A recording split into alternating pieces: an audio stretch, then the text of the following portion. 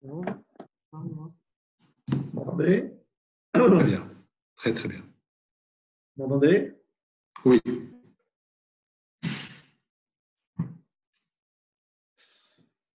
Je n'ai pas entendu de retour, donc je ne sais pas si vous m'entendez.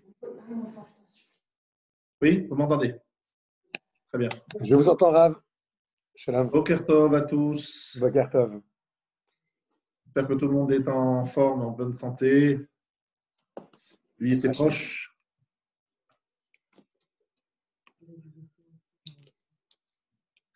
Je voulais, donc, comme je l'ai annoncé, faire un shiur sur les commentaires sur la Haggadah ce matin. Et demain, ce sera sur Aléchour. Alors, nous étions dans la Haggadah au moment où nous parlions des 4 fils. Neged Arba Banim Dibra Torah. Et là maintenant, je voudrais faire un commentaire sur le Racha, le Ben Racha, le fils Racha, où bizarrement, on ne lui répond pas vraiment, on lui dit Hakhe Chinav, agace-lui les dents. Alors, pourquoi parler ici des dents? Quel est le message? Il y a le Shla Kadosh. D'accord, le Shla Kadosh nous dit la chose suivante. On compare le peuple juif aux dents. Alors, où le peuple juif est comparé aux dents? C'est dans Shir Hashirim. Shinaïr ke'eder haketsuvot. Ça veut dire qu'on dit que les dents ressemblent à des troupeaux. En fait, vous savez que des troupeaux, c'est donc on va dire des brebis blanches. Bien, excusez-moi.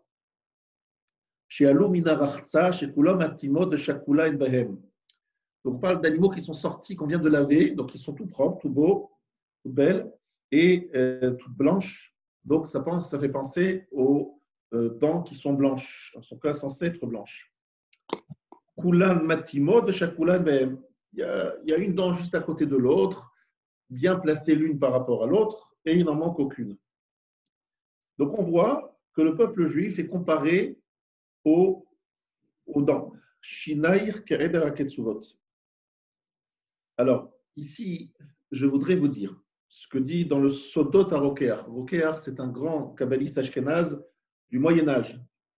Le Rokeach, dans son livre qui s'appelait Sodot à Rokeach, les secrets du Rokeach, il dit que cela fait allusion à la Torah et la Avodat HaKorbanot, le service des sacrifices, sur lequel le monde y tient. Le monde tient sur 3 socles.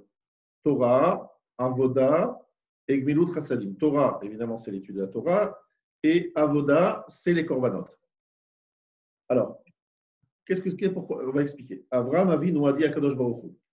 Donc, c'est écrit dans le Midrash et dans la Gemara. Ribono shel olam, Shema chaz v'shalom, Israël chotim lefanecha, ve'ata so'elahem kedor hamaboul, kedor hapelaga.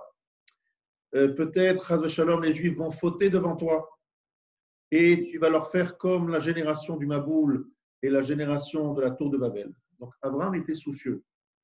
Il s'est dit, j'ai peur que mes fils fassent des bêtises. Et j'ai peur qu'Hachem se mette en colère. Et qu'est-ce qui va se passer? Qu'est-ce qui va se passer? Amar l'olam. Il lui dit, non, n'aie pas peur. Amar lefanav ribono shel olam bama eda. Bama eda. Je veux une sorte de garantie, une assurance vie, une assurance pour la vie de mes descendants. Et je sens qu'ils vont faire des bêtises et je sens qu'il va te mettre en colère et j'ai peur que ça se termine mal, l'histoire. Amarlo kechali egla meshuleshet. Il lui a dit, prends pour moi, rappelez-vous, c'est Brit Ben Avetarim, c'est toujours l'origine du passage en Égypte, c'est Brit Ben Avetarim, l'alliance entre les morceaux. Et il lui a dit, prends donc différents animaux et il leur a demandé de les couper en deux, de créer une allée entre les 2 morceaux. Qu'est-ce que c'est que cette allée, cette alliance avec des animaux? C'est quoi l'histoire? Amar lefanav, il lui a dit à Kadosh Baruch Hu, Tenach, non. Donc, la réponse d'Akadosh Baruch Hu, excusez-moi, c'était de dire, tu me demandes Bama Eda, quelle est l'assurance vie du peuple juif? Les korbanot, les sacrifices. Lorsqu'ils apportent des sacrifices, c'est une assurance vie pour la pérennité du peuple juif. Amar lefanav, dit Avraham à Akadosh Baruch Hu tenach bisman chez Bet Hamikdash kayam. D'accord, si le Bet Hamikdash existe, il n'y a pas de problème. Donc on peut apporter des sacrifices. Bisman chez En Bet Hamikdash kayam matehe alehem. Mais lorsqu'il n'y a pas de Bet Hamikdash, qu'est-ce qu'ils vont devenir? Qu'est-ce qui va garantir? Où est l'assurance vie? Amarlo kvar tikanti lahem seder korbanot. J'ai instauré les korbanot. C'est quoi le seder korbanot? Kolzman shikorin bahem ma'ale ani alehem kilu makrivim lefanai korban ou mochel ani al kol avonotehem. Vous entendez? Lorsqu'on lit le seder à korbanot, l'ordre des korbanot, lorsqu'on les lit, ma'ale ani alehem, je considère comme s'ils avaient apporté un sacrifice et je pardonne toutes leurs fautes. Ça veut dire que si on n'a pas la possibilité d'apporter un sacrifice au Beth Amikdash parce qu'il est détruit, eh bien le fait de lire et sans doute de comprendre, en tout cas de parler des korbanot, c'est comme s'il l'avait apporté et donc je pardonne toutes leurs fautes. Alors écoutez bien, quelque chose d'extraordinaire que dit le Roker. Le Roker, un grand kabbéliste ashkénaze du Moyen-Âge. Chaque homme a 32 dents, on espère en tout cas. On est censé d'avoir 16 dents en haut et 16 dents en bas. Shinaïr ke'eder arechelim. C'est une allusion aux 16 sacrifices. Vous entendez, il y a 16 sacrifices. Oui, il y a 16 sacrifices. 16 sacrifices du Tzibour dans une semaine classique. Une semaine classique, c'est 7 jours. Combien de tamid on apporte chaque jour? Combien de korban tamid on apporte? Un le matin et un le soir. Et tous les jours, Shabbat, Yom Tov, tous les jours. Donc, 7 jours et 2 sacrifices. Un le matin, un l'après-midi. Ça fait combien? Ça fait 14. 14, ce n'est pas 16. Et vous avez oublié. Le Shabbat, il y a Moussaf, le Shabbat. Et le Moussaf du Shabbat, c'est combien? C'est 2 agneaux en plus. C'est le Moussaf, c'est 2 agneaux en plus. Ça veut dire combien en tout? 16. Qu'est-ce que ça veut dire? Ça veut dire Shinaïr ke'eder arechelim. Les agneaux apportés en sacrifice. Dans une semaine classique, c'est 16 agneaux qui sont des korbanot, des sacrifices à but expiatoire. Protège le peuple juif. C'est ça qui protège le peuple juif, le korban tamid. Non, Rabotai, regardez. Nous avons dit que le monde tient, on résiste grâce à la avoda et les korbanot. Avoda, pardon, c'est les korbanot et Torah. Regardez comme c'est extraordinaire. Combien de montées il y a chaque semaine? Regardez bien, le Shabbat, il y a combien de montées? Il y a 7 montées le Shabbat. Après, on peut en rajouter, mais il y a 7 montées le Shabbat. Et à Mincha, il y en a combien? Il y en a encore 3. Il y a le lundi et le jeudi. Chaque fois 3, n'est-ce pas? Ça fait combien? Mincha de Shabbat. Lundi et jeudi, chaque fois 3 montées. 3 fois 3, 9. 9 et 7, 7, pardon. 16. On a 16 montées obligatoires. Alors, j'explique pour ceux qui vont me dire oui, Miala Haftara, le maftir. Le maftir, c'est une montée en plus. Ça veut dire qu'il faut savoir que la takana, c'est qu'il y ait 7 montées Shabbat. Après, on en rajoutait une avec la maftir, mais ce n'est pas une obligation parce que la takana, c'était 7 montées le Shabbat. Maintenant, nous avons 7 montées le Shabbat, 3 mincha Shabbat, 2, 3 le lundi, 3 le jeudi. Ça fait combien en tout? 16. Aïe, aïe, aïe. Maintenant, donc, nous avons 16 sacrifices à l'époque où le Beth Amikdash existe et 16 montées à la Torah. Alors, que dit la Gemara dans Sanhedrin, page 99? Kol Adam, le Amal Nivra. Tout homme a été créé pour l'effort, le labeur. Qui l'Adam, chez Neymar, qui l'Adam, le Amal Yula. Dit le verset dans Yov, l'homme a été créé pour créer un travail, pour faire un effort. En Yodea, im l'amal pe nivra, im l'amal melacha nivra, kim lechet hamishkan, avodat hakorbanot. Je ne sais pas s'il a été créé pour le travail de la bouche ou le travail, vraiment un travail. Chez Omer, qui a kaf alav piou, et Veomer, le amal pe nivra. Il a été créé pour la bouche, le travail de la bouche. Ve'adayin in yodea, im l'amal Torah, im l'amal sicha. L'homme a été créé pour faire des efforts dans la Torah avec sa bouche. c'est une Gemara dans Sanhedrin, page 99. Regardez bien maintenant ce qui se passe. On a donc l'étude de la Torah. On a parlé de la Torah. Pourquoi on a parlé de la Torah? Parce qu'on a dit qu'il y a 16 montées. Il y a 16 montées, donc chaque semaine. Donc c'est Torah, ça c'est Torah, 16 montées la Torah. Ensuite, il y a 16 sacrifices. Ça veut dire 16 korbanot par semaine, vous avez bien entendu. Dans notre bouche, il y a 16 dents en bas et 16 dents en haut, n'est-ce pas? Ça veut dire que l'homme qui doit faire un amalpé, un travail de la bouche, ça veut dire quoi? Ça veut dire qu'en fait, dans les dents, il y a le symbolique du peuple juif. Le peuple juif tient grâce au sacrifice qu'il apporte. Le peuple juif tient grâce à la Torah qu'il étudie. Symbolique de l'étude de la Torah, c'est les 16 dents qui rappellent les 16 montées par semaine. Symbolique de la avoda, du service divin, qui est celui de l'apport des sacrifices, c'est les 16 dents de l'autre partie de la bouche qui, elle, rappelle les 16 sacrifices hebdomadaires. Maintenant, regardez bien, hein, arrive le soir du Seder. Le soir du Seder, qu'est-ce qu'on fait? On associe avodat à korbanot, le korban, avec le récit de la sortie d'Égypte. Extraordinaire. Qu'est-ce qu'on fait? On apporte le korban Pessah, le sacrifice pascal. Et qu'est-ce qu'on fait? On raconte. On associe le récit de la sortie d'Égypte, qui est aussi Torah, et qu'on associe à quoi? À korban. Voilà. Demande le rachat. Ma ha'avoda hazot lachem. C'est quoi ce labeur, ce travail? C'est quoi ce truc? Hakhe et shinav. Agace-lui les dents. Parce que dans les dents, il y a une allusion qui répond à sa question. C'est quoi avoda hazot lachem? C'est que le peuple juif ne tient que par le mérite des sacrifices, 16 dents qui rappellent les 16 sacrifices, et les 16 dents qui rappellent l'étude de la Torah, les 16 montées à la Torah quotidienne, hebdomadaire. Voilà ce qu'on lui répond. Maha avoda hazot lachem. C'est là-dessus que nous vivons. Nous maintenons grâce à la avoda et grâce à la Torah. Et une très belle explication du Shla Kadosh qui a ici utilisé le roker. Qu'est-ce que ça veut dire, Abotai? Ça, c'est un premier point. Donc, lorsque vous dites Aket Shinav, dans les shinav, dans les dents, il y a le rappel de ces deux dimensions. Comprenez aussi que c'est extraordinaire, comme je vais vous expliquer ça au niveau même, notre niveau, c'est que les dents permettent de découper et d'ingurgiter sans danger les aliments des fois trop gros qu'on ne peut pas manger, donc il faut les mâcher.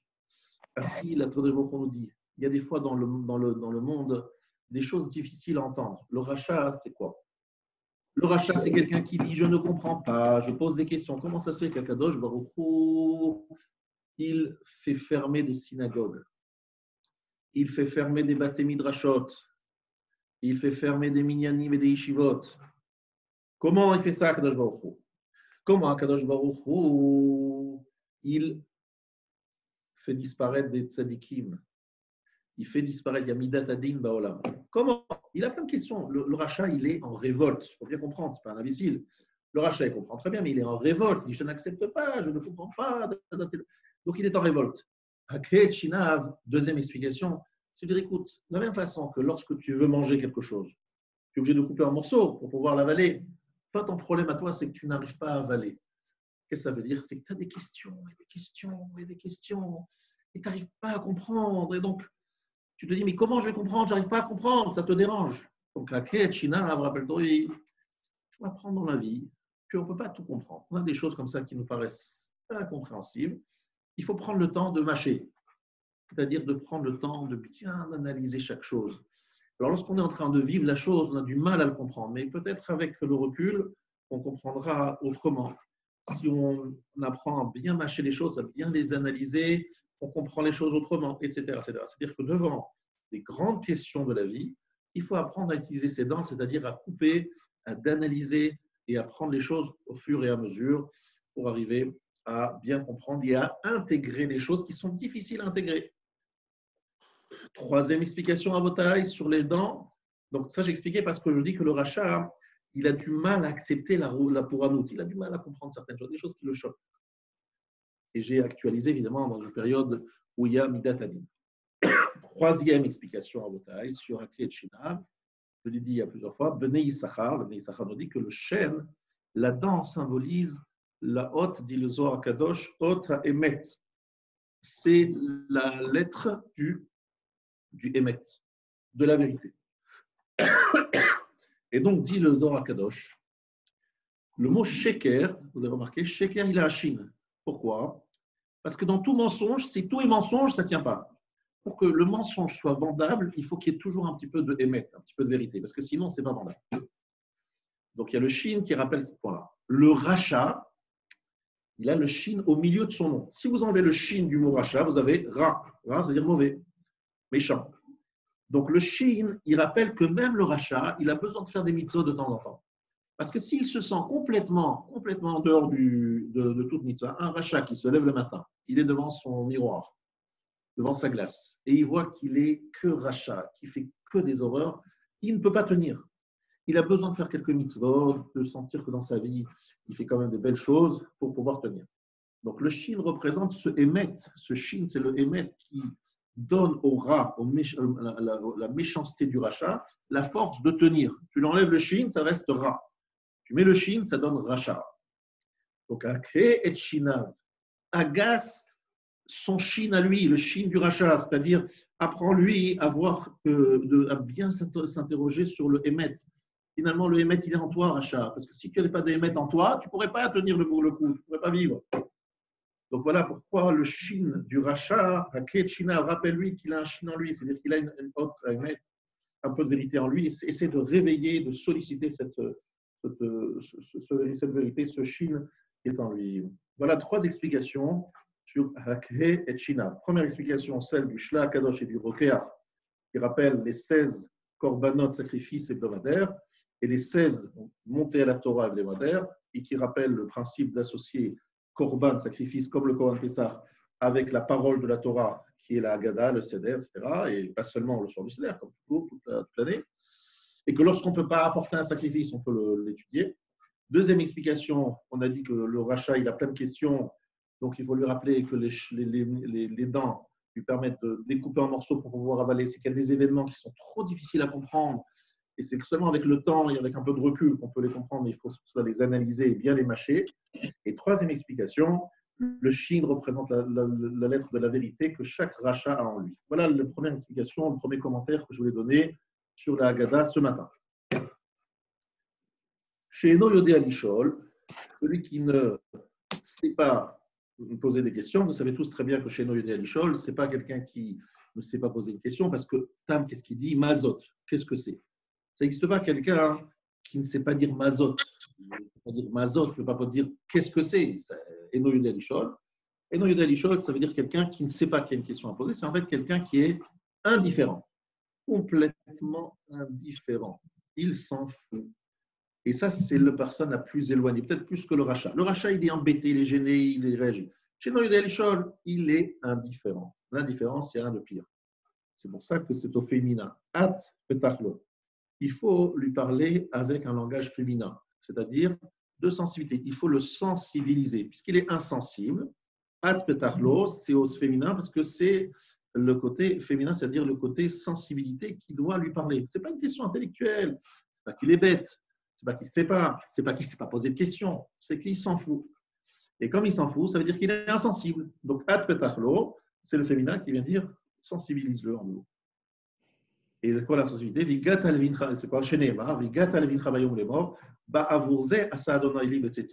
Pour cela, c'est-à-dire qu'on lui présente quelque chose devant lui. C'est que pour sensibiliser les gens, qu'est-ce qu'on fait? Eh bien, on leur montre des choses très concrètes. Ils mangent la matzah, ils mangent le maror, ils s'accoudent, on fait des choses bizarres ce soir-là pour poser des questions. Ça veut dire qu'en fait, il fallait justement que la Haggadah se fasse devant des choses perceptibles par l'émotion, par les sens. C'est pour cela qu'on donne cette réponse au Sheino Yodé Alishol. Maintenant, Rabotai, je passe à une autre partie de la Haggadah. Oui, je ne veux pas oublier de rappeler que Mitrila Ovdei Avodazara Yu Avotenu, c'est un passage très important de la Haggadah également. C'est-à-dire, au départ, nous étions idolâtres. Ve'arshav kervanu hamakom lavodato. Et maintenant, Akadosh Baruch Hu nous a rapprochés de sa avoda. Je vous rappelle qu'on parle ici d'une machloket Rav et Shmuel. Matridim bignout ou mesayem bishvach. La dans Psachim nous dit que la Haggadah doit se faire de la façon suivante. On commence par parler des choses pas sympathiques pour après arriver à quelque chose de sympa. Donc, deux avis, Rav et Shmuel. Un, il dit qu'il faut commencer par Avadim Aïnou, rappeler que nous étions esclaves. Et l'autre, il dit, nous devons rappeler que nous étions idolâtres. Alors, évidemment, c'est un peu bizarre parce que de qui on parle? On parle de Terach, le père d'Abraham, comme le dit le verset dans Yehoshua qui est rapporté ici. Donc, sans parler du nom de Terach, mais en fait, on parle de Terach. Donc, on se demande, mais qu'est-ce que c'est? Quel rapport entre Terach, le père d'Abraham, qui était idolâtre, et la sortie d'Égypte? Incroyable. Via le Maharal, dans son livre Gevurot Hashem, c'est un commentaire du Maharal sur la période de Pessah et Siat Mitzrayim, un très beau livre dans le chapitre 5, qui dit Ma'aseh Avot, Siman Labanim. On sait toujours que ce qui arrive avec les Avot, c'est toujours une sorte de siman, de repère pour les enfants, et c'est même une préparation, etc. Que s'est-il passé avec Abraham? À propos d'Abraham, c'est écrit qu'il est né dans le pays des Chaldéens. Dit la Gemara dans Souka, page 52, que les Chaldéens, c'était le peuple pire qui existait. Le peuple pire. Il s'écrit dans Bamidbar Rabbah, Mi yiten tahor mitame lo echad, c'est un verset dans Yov, Gon Avraham iterach, Israël meovde kochavim. Ça veut dire qu'en fait, Avraham est né, il faut savoir où il est né, Avraham. Il est né dans une maison qui se trouvait à Ur-Kazim, la ville de Ur, la Chaldéenne. Ur, c'était le berceau de toutes les civilisations. Il faut savoir que l'origine de toutes les civilisations, les archéologues ont découvert dans cette ville, Ur-Kazim, l'ancienne Ur-Kazim, quelque chose d'énorme. Il y avait là-bas déjà des systèmes d'évacuation d'eau incroyablement sophistiqués. Bref, c'était le berceau, le début de la culture, c'était le lieu le plus civilisé de l'époque. Mais en même temps, c'était le lieu le plus enfoncé et convaincu de l'idolâtrie. Le paganisme était le roi là-bas. Et il est né dans une maison, celle de Terrar, qui était un très proche de Nimrod. Nimrod, le chef de tous les Ovdei Avodazara. C'est là-bas qu'Abraham est né. Aïe, aïe, aïe, aïe, c'est là-bas qu'il est né. Donc, Abraham, il est né dans cette maison-là. Maaseh Avot, Siman Labadim. Où va naître le peuple juif? Puisque dans le sortie d'Égypte, c'est la naissance du peuple juif. Ils vont naître en Égypte. Mais où c'est l'Égypte? C'est Rachid dans Vaïkra, chapitre 18. Regardez. Rachid dans Vaïkra, chapitre 18, nous dit que l'Égypte, c'est Groa Mikol Haomot. C'est l'endroit le pire. Il n'y a pas pire que l'Égypte. En termes, évidemment, de mœurs, en termes d'idolâtrie, c'est le pays le pire. C'est là-bas que le peuple juif est né. Donc, on nous dit de la même façon qu'Abraham, qui est né parmi les Ovdei Avodazara, il s'en est sorti, c'est Avot Siman Labanim. Il nous a donné la force, il nous a donné le courage, il nous a donné le chemin, la balise pour sortir de ce genre d'endroit. Ainsi, nous, lorsqu'on est sorti d'Égypte, même si on est dans un lieu terriblement, on va dire, abîmé en termes spirituels, on peut s'en sortir. Donc regardez, Mitrila Ovdei Avodazara, quel rapport on a dit entre Terach et notre histoire? Maaseh Avot, Siman Labanim. Il faut prendre d'Abraham et de sa démarche, de son chemin vers le monothéisme, qui ressemble beaucoup à celui de ses descendants en Égypte. Voilà ce que nous dit ici le Maharal. Important de donner ce commentaire, puisque ça fait partie des parties les plus importantes de la Haggadah, comme le dit la Gemara dans Psachim. Machlok et Rav Shmuel. Est-ce qu'on commence par Mitrila Ovdei Avodazara, on dit Avadim Aïnou, et finalement, pour ne pas faire de Machlok, nous avons fait la paix, et nous citons les deux, et Rav et Shmuel. Mitrila Ovdei Avodazara et également Avadim Aïnou. Ici, je voudrais vous citer un autre commentaire sur un mot très connu, phrase très connue de la Gatha, c'est une fameuse chanson, Vehi she'amda lavotenu velanu. Shelo Echad Bilvad, Amad al-Nun. Vous connaissez tous la fameuse chanson Vehi She'amda. Ici, il rapporte que le Rav Dov Zafran, qui était invité chez un Rav qui s'appelait Rav Golkin, qui était le Rav de Pinsk Karlin. Donc, un Rav qui était un très grand Rav en Europe de l'Est, à Pinsk Karlin. Le soir du Seder, il a passé là-bas ce soir du Seder et il a vu commenter Vehi She'amda. Donc, Vehi She'amda, vous savez, on couvre la matzah et on soulève le verre. On dévoile la matzah et on soulève le verre. Quel rapport, Vehi She'amda? Quel rapport? Qu'est-ce qui se passe? On nous dit que c'est ce que chaque génération, on se lève contre nous pour nous détruire. Et comment est-ce qu'on s'en sort? C'est parce qu'Akadosh Baruch Hu nous sauve. C'est ça le message de ce texte. Vient le Rav nous dit, nous avons une Mara dans Shabbat Daf Yud Zayin. Ceux qui suivent le Daf Yomi, ils l'ont étudié il n'y a pas longtemps. On nous a interdit Pat Akoum. Même le pain des non-juifs est interdit. Vous savez qu'après, ça a été facilité, cette interdiction, ça a été levé. Mais il y a toujours des gens qui font attention d'allumer le feu, le four lorsqu'on achète du pain chez Akoum. Mais Pat Akoum, à un moment, était totalement interdit, le pain acheté chez un non-juif. Le vin, kos, le verre, c'est évidemment le vin. Et vous savez qu'on a interdit de prendre leur vin parce que Mishum Benotem, c'est qu'on a peur que si on boit du vin avec un non-juif, parce que si tous les vins étaient cachers, on prendrait du vin avec un non-juif, on passerait évidemment, on deviendrait un petit peu moins conscient, voilà, et nos maris éventuellement avec leurs filles. C'est-à-dire on risquerait, en buvant avec eux, de se marier avec leurs enfants. Parce que c'est écrit Gdola Legima, Shem Karev et Dilagma dans Sanhedrin, page 103. C'est-à-dire que là, à ce moment où on boit avec quelqu'un, on sait qu'on prend un verre avec quelqu'un, ça rapproche, c'est toujours d'actualité. Donc, Vehi, qu'est-ce qu'on fait? On découvre les matzot. On soulève le verre de vin.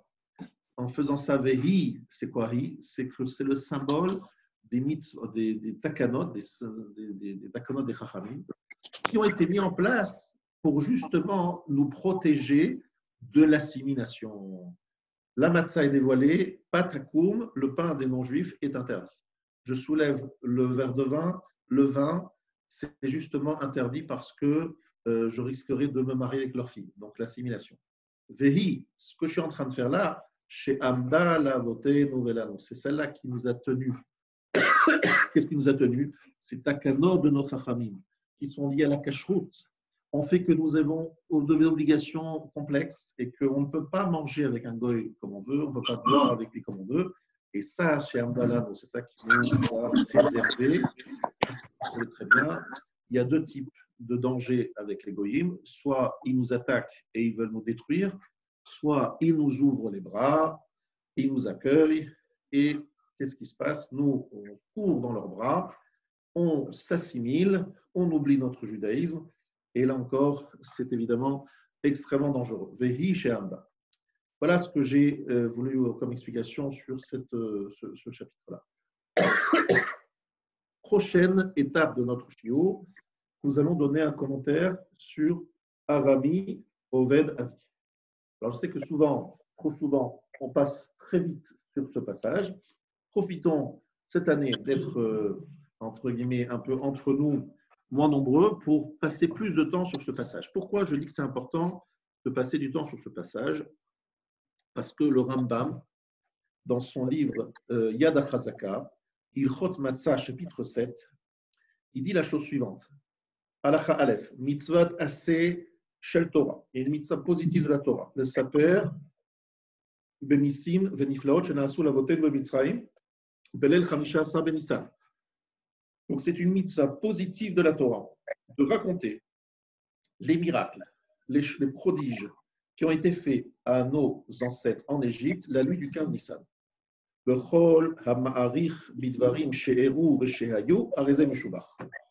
celui qui rallonge et qui rentre dans les détails en racontant les détails de ce qui s'est passé, c'est quelque chose qui mérite des louanges, qui mérite d'être apprécié. Ça, c'est dans la halacha Aleph du chapitre 7. Après le Rambam, dans la halakha Dalet, donc quelques halakhot après, dans le même chapitre, il nous dit la chose suivante. Il dit qu'il faut être Doresh depuis Arami Ovedavi. Alors je vous explique ce que c'est Arami Ovedavi. Arami Ovedavi, c'est un passage qui se trouve dans Kitavo. Kitavo, le début de Kitavo, c'est la paracha des Bikurim. Et là-bas, il y a quelques versets qui parlent de la sortie d'Égypte. Mais on commence par Arami Ovedavi. Dit le Rambam, donc dans une autre halakha, il faut être Doresh d'Arami Ovedavi, Hatcheigmor Kol paracha, Vechol Mosif ou Ma'arich Bidrash Parachazu, Arezem Shubach. Tout celui qui va bien expliquer cette paracha donc, de Kitavo au début, le Rishon de Kitavo, la partie qui parle de la sortie d'Égypte, Arezem Shubach. C'est-à-dire que vous entendez bien, le Rambam, il a deux halachot et il fait deux fois Arezem Shubach. Une fois lorsqu'il parle de raconter les miracles et une deuxième fois lorsqu'il parle de Arami Ovedavi comme si c'était une mitzvah à part. C'est ce qu'il dit le Yareach le Moadim, un sefer qui s'appelle Yareach le Moadim. Il y a deux dinim. Un, il y a le mitzvah d'être Messaper, de raconter la sortie d'Égypte, et deux, d'être Dovesh, les psaumes de Mikra Bikori. Aïe, aïe, aïe, aïe, aïe. Incroyable, incroyable cette histoire, ça m'a toujours beaucoup interpellé, ce Rambam. Qu'est-ce que ça veut dire? Et pas seulement le Rambam, c'est la Haggadah qui m'interpelle. On va chercher dans Kitavo des psukim pour parler de la sortie d'Égypte, mais tu les as dans Shemot, Parashat Bo, Parashat Vaera, Parashat Beshalach. Qu'est-ce que tu vas chercher dans Bikurim? Ça, c'est la question. Et là, maintenant, nous allons répondre. Alors, il faut qu'on comprenne que ce qui se passe dans Bikurim, d'accord, ce qui se passe dans Bikurim, la façon dont on aborde les Bikurim, ça doit être une sorte de repère pour nous parler, comment de nous apprendre à parler de la sortie d'Égypte. Je m'explique. Arami Ovedavi. Vous savez que c'est quand même bizarre. J'ai des fruits qui sont devenus bikurim, c'est-à-dire qui ont commencé à pousser. Je dois les apporter au Beth Amikdash pour remercier Akadosh Baruch Hu. Merci Hachem de m'avoir donné des fruits. Très bien. Donc, moi, je m'attends, j'arrive au Beth Amikdash, je dis à Akadosh Baruch Hu, merci de m'avoir donné Eretz Israël, d'accord, ça je comprends. Merci de m'avoir donné des vergers, d'avoir des fruits, ça je comprends. Mais qu'est-ce que tu vas chercher Arami Ovedavi? Arami Ovedavi, je rappelle, c'est Lavan qui s'appelle l'araméen. Ovedavi, qui donc a voulu tuer, faire disparaître mon père, c'est-à-dire Yaakov. Mais qu'est-ce qu'on va chercher chez Lavan et Yaakov? Mais quel rapport? Quel rapport? Alors, le Gaon de Vilna, il nous dit que le Maaseh Avot, Siman Labanim de la sortie d'Égypte, c'est Yaakov, entre autres, qui fuit Lavan. Yaakov, il fuit Lavan, ainsi les Juifs, ils fuient l'Égypte. Et on trouve une analogie intéressante, par exemple, c'est qu'il y a 7 jours. 7 jours entre le début, la fuite de Yaakov, et le moment où il rencontre Lavan, et la fuite des Juifs d'Égypte, et le moment où Pharaon arrive avec son armée, c'est le 7e jour de Pessah. Par exemple, il y a d'autres analogies. Il dit donc qu'il y a un lien entre les deux. Mais au-delà de cette explication plus, on va dire, ésotérique, kabbalistique, je ne comprends pas. Qu'est-ce qu'on veut nous apprendre? Alors ici, écoutez bien ce qui est écrit. On apprend une pérec, un chapitre, un enseignement sur la hoda'a, c'est-à-dire la façon dont il faut remercier. Lorsque vous remerciez quelqu'un, il ne faut pas simplement remercier pour le moment maintenant qui est arrivé. Il faut revenir à l'origine, il faut chercher aux origines. Qu'est-ce que ça veut dire? Regardez, de la même façon, lorsque j'apporte des bikurim, de quoi il s'agit? J'ai un terrain qu'Hachem a donné et j'apporte des bikurim pour dire merci Hachem. Mais de quoi je parle? Je parle de Lavan on a sauvé Yaakov de la volonté destructrice de Lavan. Oh là là, mais c'est loin ça. Oui, lorsque tu es modé, tu dois regarder toute l'origine, tu dois remonter très haut. Lorsque tu veux vraiment remercier quelqu'un, il faut chercher même les origines et les sources. Bien. Maintenant, ce n'est que le tout début. On va expliquer beaucoup mieux. Il y a un grand livre qui s'appelle le Or Sameach. Le Or Sameach a été écrit par un grand maître qui s'appelait Rabbi Meir Simcha HaKohen. Rabbi Meir Simcha HaKohen de la ville de Dvinsk, un des Gdolé Israël avant la Seconde Guerre mondiale. Donc au début du XXe siècle, première tiers du XXe siècle, fin du XIXe siècle. Donc ce Rav Or Sameach, qui commentaire, Or Sameach, c'est le nom de son livre, qui est un commentaire sur le Rambam. Il pose une question qui est très fondamental. Oublions tout ce que j'ai dit jusqu'à maintenant, mais fondamental. La matzah est appelée lechem oni. Lechem oni. D'ailleurs, où c'est écrit lechem oni, dans quel endroit? C'est dans Devarim, chapitre 16. C'est parashat Re'e à la fin. Dit la Gemara dans Psachim, page 36, lechem she'onim alav dvarim arbe. Le mot lechem oni, on sait très bien ce que ça veut dire. Le pain de la misère, le pain des pauvres. Dit la Gemara dans Psachim, page 36, onim, ça veut dire aussi répondre. Donc un pain sur lequel on répond de nombreuses choses, parce que la hanot, c'est répondre. Ou bien élever la voix. Explique le tour. Le tour explique. C'est pour ça qu'au moment de la Haggadah, il y a le plateau des matzot. Ou megalim matzot, et on dévoile les matzot. Que des lomar à Haggadah bifneim, c'est pour dire la Haggadah devant eux. C'est un pain, c'est-à-dire les matzot, qui font qu'on parle autour d'eux. Tout ça, c'est très bien. Vient le Or Sameach et nous dit, je ne comprends pas le choix du verbe lechem oni. Si vraiment il s'agit du pain sur lequel on doit dire des choses, on n'aurait pas dû dire le mot oni, oni qui veut dire la anot avec un aïn. On aurait dû parler de amira. Va'amartem zevar pesach ul Hashem, ve'amarta levitra, ve'igata levitra. On aurait pu choisir Haggadah, on aurait pu choisir le mot amira, mais lechem oni, je ne comprends pas. C'est quoi cette notion de oni? Ah, pourquoi le mot oni? Qu'est-ce qu'il fait ici, le mot lechem oni, qui veut dire oni maladvarim? C'est en fait qu'on dit sur lui de nombreuses choses, mais c'est pas le mot oni ne veut pas dire la note, c'est pas répondre, c'est pas parler, c'est répondre, c'est peut-être élever la voix. Ici, le Rav Or Sameach nous dit quelque chose d'extraordinaire. Vous vérifierez dans Kitavo, début de Kitavo, dans le livre de Devarim, c'est écrit Ve'anita ve'amarta lifnei Adonai Elohecha arami oved avi ve'yared mitzrayim. Lorsqu'on apporte les bikurim, c'est écrit dans le verset très clairement. Tu répondras et tu diras de Hashem ton Dieu, arami oved avi ve'yared mitzrayim. Pourquoi on appelle ça l'echemoni? Parce qu'on veut faire référence au verset qui commence par ve'anita, tu répondras. Et de quoi parle-t-on? On parle d'un juif qui apporte les bikurim. Littéralement, il répond. Il répond et tu diras. D'accord? Alors, il faut comprendre qu'est-ce que c'est cette notion de répondre. Alors, on a compris que le mot lechem oni, à propos de la matzah, fait référence à Anita ve'amarta, qui est dans Kitavo sur les bikurim, et donc qui fait effectivement référence à Arami Oved Avi et la sortie d'Égypte. Ça, on a compris. Mais quelle est l'idée qu'il y a derrière? Qu'est-ce qu'on veut nous apprendre ici? Qu'on parle? Alors, le Al-Shir HaKadosh, le saint Al-Shir, il dit dans le début de son livre de commentaires sur Shemot, quel était le but de l'exil en Égypte et quel était le but de l'asservissement d'Israël en Égypte? C'est important, hein? Qu'est-ce que pense le Al-Shir HaKadosh sur la raison d'être de l'exil en Égypte? Et il répond. Et il répond en citant une Gemara dans Shabbat, page 146.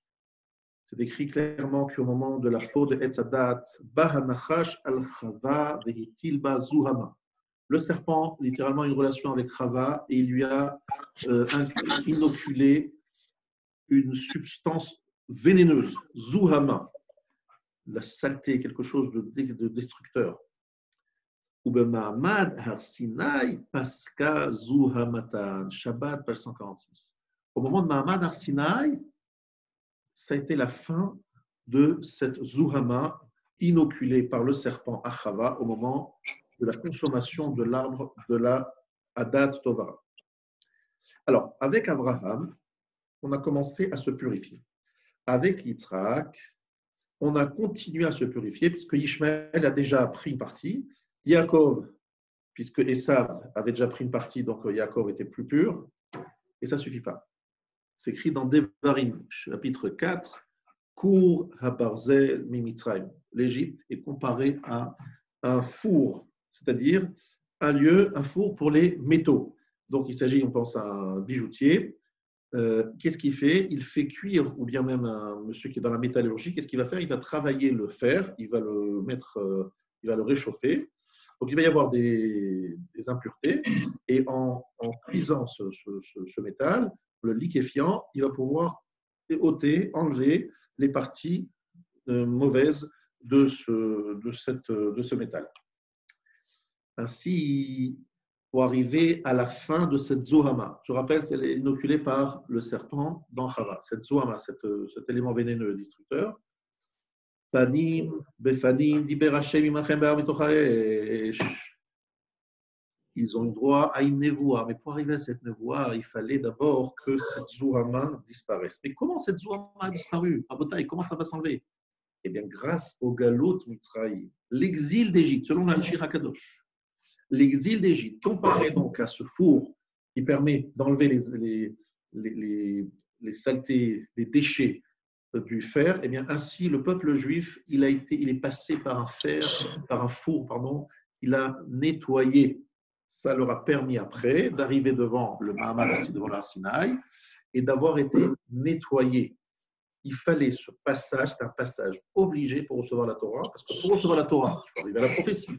Pour être prophète, il faut avoir un niveau et une propreté. Mais pour être propre, Abraham a commencé le travail, Yitzhak a continué le travail, Yaakov a continué le travail, et tous les tzadikim qui ont suivi. Mais ce n'était pas suffisant. Il fallait que le galou de Mitzrayim, l'exil d'Égypte, pour pouvoir arriver à une purification totale, et encore pour une petite partie du peuple juif, et encore, il a fallu attendre juste la veille, le jour du Mahamad Arsinaï, pour arriver à une véritable purification. Sans cela, impossible de recevoir la Torah, impossible d'arriver à la dévoie. Donc, on a bien compris que le Galut Mitzrayim est lié à Zohamat HaNachash, et c'est très intéressant de remarquer ce que dit le Yecheskel, chapitre 29, Inani alecha paro melech Mitzrayim hatanim hagadol harovetz betoch yorav. Dans Yecheskel, le pharaon, le roi d'Égypte, est comparé au grand Tanim qui est dans les fleuves. Alors, c'est quoi le Tanim, dit Rashi, dans Shemot, chapitre 7, Nachash Shelmaim, c'est le serpent d'eau. Parce qu'aujourd'hui, Tanim, c'est utilisé pour parler des reptiles qui sont donc les crocodiles. Mais Rashi nous dit que c'est un serpent d'eau. Bref, on compare donc Pharaon au serpent. C'est pour ça d'ailleurs que Moshe, lorsqu'il apporte son bâton qui se transforme en serpent, il veut dire à Pharaon, tu es le serpent. C'est-à-dire que toi, tu es la réincarnation du serpent de Chava. Et tu veux faire fauter les Juifs, comme d'ailleurs le serpent a voulu faire fauter Chava et Adam Arishon. Et il a réussi. Et toi, voilà ce que tu veux faire. Et donc, lorsque... Bien. Donc, ici, on a bien revu, on est en train de voir qu'on est en train de faire un remake, un retour de ce qui s'est passé au moment de la faute originelle. La faute originelle, c'est un serpent face à Adam et Chava. Ici, on a le serpent qui s'appelle Pharaon face au peuple juif. Et donc, maintenant, il va falloir s'en sortir. Maintenant, le problème est le suivant. On peut voir les choses d'une façon ésotérique et mystique. Mais ce n'est pas notre façon à nous de voir le côté ésotérique et kabbalistique et mystique. Ils sont là pour nous apprendre à mieux vivre dans notre vie et comprendre ça. Il faut toujours dans la vie savoir qu'est-ce que représente, lorsqu'on parle d'un pharaon menaçant, se ressemblant à un serpent, il faut comprendre qu'il a un défaut majeur, un défaut de midot, une façon d'être qui est particulièrement nocive pour nous. Et sortir d'Égypte, ça veut dire sortir de cette influence, de cette mainmise spirituelle, si je peux dire spirituelle, de Pharaon. Et quel est le point chez Pharaon qui est le plus terrible? Eh bien, regardez bien. Vous le savez, lorsque Adam Arishon, il dit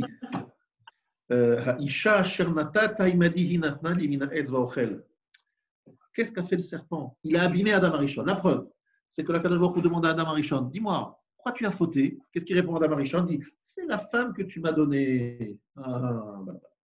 On y est. On y est. Adam Arishon, c'est toi qui as demandé une femme. Hachem te l'a donnée pour un cadeau. Comment tu peux dire à Kadosh Baruch Hu, la femme que tu m'as donnée, c'est toi qui l'as demandé? Kafouille Tova, tu es un ingrat, tu n'as aucune reconnaissance. N'est-ce pas? Ainsi le serpent. Il faut savoir que le serpent, c'était un animal particulièrement doué, très différent des autres animaux. Il était sur des pattes, il était haroum, il était le plus intelligent, le plus malin.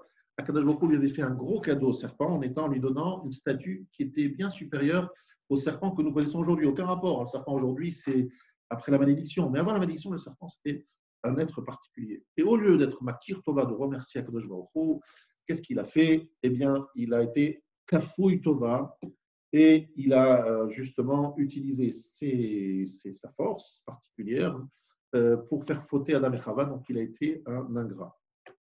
Maintenant, Rabotai, Pharaon, il est le descendant de l'autre Pharaon qui a connu Yosef. L'Égypte doit à Yosef sa survie. C'est Yosef qui a nourri l'Égypte. Et qu'est-ce que nous dit la Torah au début de Shemot? Asher lo yadat Yosef. Il ne connaissait pas Yosef. Lo yadat yet Hashem. Mais je ne connais pas Akadosh Baruch Hu. Ni il est reconnaissant envers Yosef, et ni il connaît Akadosh Baruch Hu. Qu'est-ce que ça veut dire? Pharaon, c'est la réincarnation du serpent. De la même façon que le serpent qui aurait dû être reconnaissant envers Hachem ne l'a pas été. Pharaon qui aurait dû être reconnaissant envers le peuple juif, descendant de Yosef, famille Yosef, qu'est-ce qu'il fait? Il dit, je ne connais pas Yosef. Mais tu ne connais pas Yosef. C'est lui qui a sauvé l'Égypte. Tu es sûr que tu es Kafouï Tova.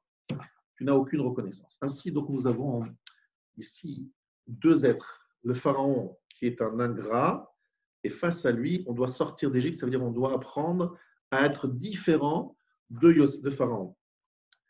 Et c'est pour ça, que je me permets de dire que toute la notion du soir du Seder, très important ce que je veux dire maintenant. Écoutez bien, tout ce que je vous ai dit, c'est pour arriver à ce que je vais dire maintenant. L'El Seder, l'El Karatatov. La nuit du Seder, c'est la nuit de la reconnaissance, la nuit du remerciement. Ça veut dire que plus nous serons dans la Hakarat ce soir-là, et plus nous serons dans la logique du Sipur Yetziat Mitzrayim, mais surtout dans la sortie d'Égypte. Sortir d'Égypte, parce que c'est quoi l'Égypte? C'est Pharaon. Et Pharaon, c'est quoi sa faute originelle, si on peut dire comme ça? Kafouï Tova, ingratitude. Il y a Yosef qui a sauvé l'Égypte. Voilà ce que tu fais avec ses descendants? Avec sa famille? Voilà ce que tu leur fais? Je ne connais pas, c'est-à-dire que tu fais semblant de ne pas connaître. Alors, on nous dit, quelle est la paracha de Hakarat Hatov? Quel est l'endroit dans la Torah le plus, on va dire simple, le plus fort dans la dimension de la reconnaissance? Eh bien, Rabotai, c'est dans Kitavo, lorsqu'on parle de Bikurim. Là-bas, c'est la seule fois où on a l'obligation donc, de se rendre au Beth Amikdash. Alors, ce n'est pas la seule fois qu'on va au Beth Amikdash, mais la seule fois où on va au Beth Amikdash, on se met devant le Kohen et on dit un texte qui est un texte de remerciement par rapport au Bikurim. Et là, on fait des remerciements, mais comment on les fait ces remerciements? Non seulement nous venons remercier pour la terre, mais on dit, mais cette terre, comment je l'ai? Parce que je suis sorti d'Égypte. Oui, mais sorti d'Égypte comment? Parce que c'est Yaakov qui descend vers l'Égypte. C'est je remonte, jusqu'à Yaakov et Lavan. C'est-à-dire qu'en fait, on nous apprend la Hakarat Hatov dans sa splendeur, c'est-à-dire dans sa dimension la plus aboutie, qui remonte aux origines, qui remercie pour chaque détail qui nous a amené à ce que nous sommes aujourd'hui, c'est-à-dire un peuple dans une terre avec des fruits, et on remercie Akadosh Baruch Hu pour tout ça. Voilà, Rabotai, ce que veut dire le mot la'anot, répondre. Lechem oni. Qu'est-ce que ça veut dire répondre ici? Alors regardez bien comme c'est extraordinaire. Le mot oni veut dire souffrance, il veut dire aniout, veut dire pauvreté. Le mot oni veut parler de ça. Mais le mot oni veut dire aussi, dit l'Agmara, la'anot, répondre. Répondre à quoi? C'est qu'on répond. Répondre, c'est une question. Réponse à une question. Rabotai. Akadosh Baruch Hu. Écoutez bien ce que je vous dis maintenant. C'est quelque chose qui est fondamental peut-être pour toute la fête de Pessah. Chaque fois qu'Akadosh Baruch Hu nous donne quelque chose, eh bien, c'est comme s'il se posait une question à nous. Alors, il t'a donné. Est-ce que tu vas rendre? Rendre quoi? Mais il m'a donné. Non, tu n'as pas compris. Est-ce que tu vas savoir remercier? Ça veut dire que chaque fois, par exemple, prenez un exemple vous-même, essayez de vous revoir vous-même. Vous avez offert un cadeau, vous avez rendu service à quelqu'un. N'est-ce pas une façon, vous n'attendez pas a priori une réponse? Quoi une réponse? Vous n'attendez pas, vous n'avez pas fait pour ça. Mais si quelqu'un ne vous dit pas merci et il ignore votre cadeau, vous vous sentez très mal, vous êtes très vexé. Parce qu'en fait, quelque part, lorsque vous dites, vous offrez à quelqu'un un cadeau, c'est une façon de dire je t'aime, je t'apprécie. Et si la personne ne répond pas, elle ne répond pas ni je t'aime, ni j'apprécie, ni merci, vous dites bon, moi c'était un appel, lorsque je te fais quelque chose, c'est comme si je te disais je t'aime. Et si lorsque je dis je t'aime, la personne en face, elle ne répond pas, rasera. C'est terrible. Alors, à Botaï, comprenez bien ce que je veux dire maintenant. Akadosh Baruch Hu demande le soir du Seder. Lechem oni, répondez. Répondez à quoi? Quelle question? T'as pas compris. Akadosh Baruch Hu nous a créés en tant que peuple ce soir-là. Il nous a fait Zimakot, il nous a fait Kriyat Yam Souf, il nous a donné la Torah. Tout ça, ça a commencé ce soir-là. Et les Makot avaient commencé bien avant. Et tout ce qu'Akadosh Baruch Hu a fait en sauvant Yaakov, en sauvant de Lavan, en le sauvant d'Esav, tout ça, c'est le soir où on va dire à Akadosh Baruch Hu, merci, merci, merci. Parce qu'Hachem nous a dit, je t'aime, je vous aime, je vous aime, je vous ai choisi, je vous ai… Donc, si on ne répond pas, eh bien, on est Kafouï Tova, on est des ingrats. Et à qui on ressemble? Au Nachash, au serpent qui a fait faute à Adam Arishon. On ressemble à Pharaon qui a oublié Yosef. Et comme on doit arriver à Matan Torah, au don de la Torah, à Bota, écoutez bien, comme on doit arriver à Matan Torah, eh bien, Matan Torah, c'est possible que si on est propre. Être propre, c'est quoi? C'est être sorti de la faute d'Adam Arishon, comme l'a dit le Hachir. Nous sommes là pour sortir de la Zohama. Nous sommes là pour nous préparer à Matan Torah. Matan Torah est possible que si je suis propre. Mais comment être propre? Il faut sortir du serpent. Et c'est quoi le problématique fondamentale du serpent? C'est l'ingratitude. Donc, si j'arrive avec l'Égypte, avec tout ce qui s'est passé en Égypte, à sortir de cette ingratitude, de ne pas être comme Adam Arishon qui dit c'est la femme que tu m'as donnée qui m'a fait fauter, de ne pas être Kafouï Tova, mais au contraire de comprendre la notion en voyant où ça nous amène l'ingratitude. Pharaon, il a profité d'un peuple, il a profité de Yosef, voilà son ingratitude. Eh bien, en voyant ça, on doit comprendre qu'on doit répondre. Il y a eu quelque chose qui nous a été dit, est-ce qu'on a entendu quelqu'un de nous a donné quelque chose? Ainsi, chaque matin à Botaï, lorsqu'on se lève le matin, et que Baruch Hashem, on est en bonne santé, surtout en cette période de l'histoire. Il faut se dire à Akadosh Baruch Hu, merci, je me suis levé en bonne santé, ma femme s'est levée en bonne santé, mes enfants sont en bonne santé, mes parents sont en bonne santé. Chaz v'shalom, chaz v'shalom, chaz v'shalom. Ça aurait pu être différent. Donc c'est comme si Akadosh Baruch Hu, chaque matin, me donnait. Alors qu'est-ce que moi je commence? Modéani lefanecha.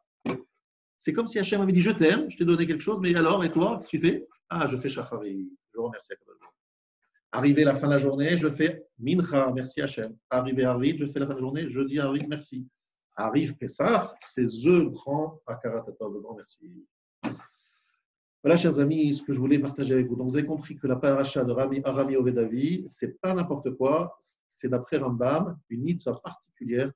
On voit d'ailleurs dans la Haggadah, ça prend beaucoup de pages dans la Haggadah. C'est une mitzvah très forte de bien étudier, commenter, expliquer, analyser et de dire avec grande joie merci à Kadosh Baruch Hu, même si évidemment on a des difficultés cette année, il faut lui dire merci pour ce que nous avons et surtout lorsque toute la famille est en bonne santé, dire merci à Hachem de nous avoir sauvés de la Magéfa et donc merci à Hachem pour chaque respiration. Voilà, chers amis, mon cours se termine ici. Je voudrais vous donner rendez-vous déjà à 13h. Vous avez rendez-vous avec le Rav El-Kouvi sur ce même support à 13h. Et ce soir, vous avez un cours de Nicolas Bedouk à 20h30 après Mincha. Et vous avez également un cours demain matin avec votre serviteur à la même heure à 11h sur le Haléchour, évidemment toujours lié. Ça y est, je suis à toi, Dimitri. Une très bonne journée, de bien aider vos femmes au nettoyage et à demain. Merci Rav. Merci Rav. Et je vous souhaite à tous une bonne santé. À vous aussi Rav Gay. Une bonne Merci santé. beaucoup. Si vous avez des personnes malades, Merci, vous Rav. envoyez Armand pour qu'on le mette dans la liste et qu'on fasse tous des tfilotes pour la refoua shlema de tous ceux qui en ont besoin. Et n'oubliez pas non plus que si vous voyez des gens qui sont seuls, qui ont besoin d'aide, nous sommes là. Il y a un groupe à Aleph qui s'occupe d'aider, Aleph ou d'autres, mais en tout cas Aleph aussi, d'aider tous ceux qui sont dans la nécessité. Merci beaucoup et bonne journée. Chazak. Merci Chazak. Chazak. Chag Sameach.